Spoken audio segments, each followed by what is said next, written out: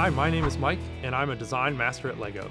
The model we have today is a classic Porsche 911, modeled after the late 70s, early 80s version of the car. We've actually made two versions of the car here instead of one, so you can build the car as either the performance version of the 911, the Turbo, or you can build it as the open-top version, the Targa. It's actually a really fun building experience. For most of the build, you're building just one version of the car, and then you get to a page in the instructions where you then need to decide, do I want to build the Targa or do I want to build the Turbo? And you go to a different section of the instructions, you open up a different set of elements, and then you finish off the car to be one of these two versions. So with the Turbo, we have the turbocharged engine, the flat six in the back, of course, like all Porsches. We have the giant spoiler wing on the back, and then we have the Fox racing rims in black for the Turbo, and we also have them in silver for the Targa. On the Targa, you can open up the hood, and there's actually a roof piece that you can take out and put on the car.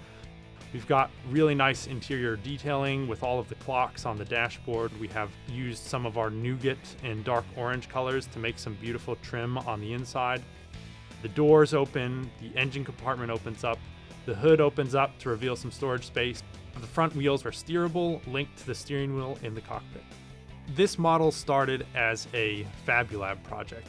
Fabulab is this awesome thing we do in LEGO design where for one day a month we get to work on anything we want. So some people will do like a drawing thing, some people will make ice cream. Now, what Mike decided to do is step away from his daily work, which is building highly detailed LEGO cars, is build a highly detailed LEGO car.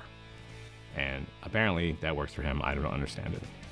That's actually something that a lot of designers at LEGO will do. We'll build these models that are kind of a passion project or just something that we think could be neat, and then we build it, and we have different spaces in our building where we can display it or take pictures of it. And I like to build things and just put them behind my desk and then see what happens. So after we had decided to take Mike's Fabulab project and make it into a real product, Mike did a little bit more work on it, and then it turned out that it was going to be me that would be actually the one to take it all the way through to the end.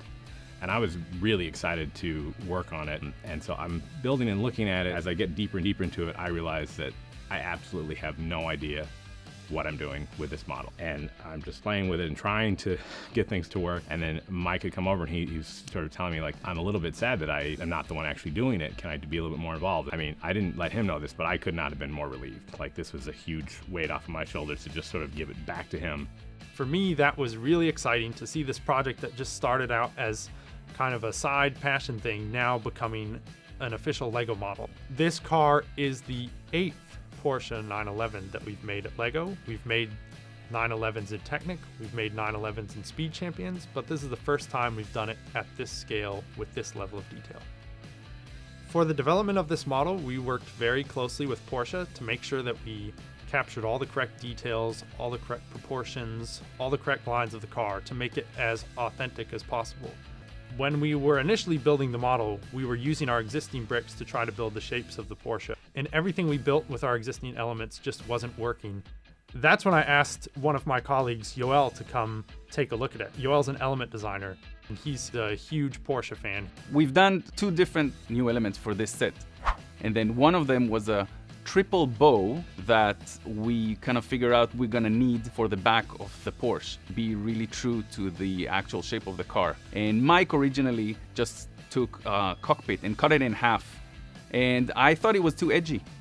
So I said, like, hey Mike, let's do a new bow element. Let's get some bows on this thing. And Mike was a bit apprehensive at first. But he went off and he created that himself.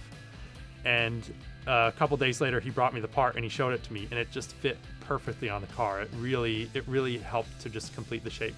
The other part is this 5x5 quarter circle, and this is a part that we made in order to help us build both the Targa and the Turbo version of the car. This car includes 3 different number plates, so we have an American number plate, we have German number plates, and we also include a Japanese number plate. And there's some Easter eggs in the numbers on those plates, but I'm not gonna spoil those for anyone, so try to figure them out yourself. Another thing in this car is we don't actually have any stickers. So the license plates, the Porsche logos, everything on the dashboard, these are all printed in this model. And that's really great for if you want to swap between the Targa and the Turbo, that you don't need to worry about putting stickers on correctly or swapping anything around. It's all just printed on the bricks.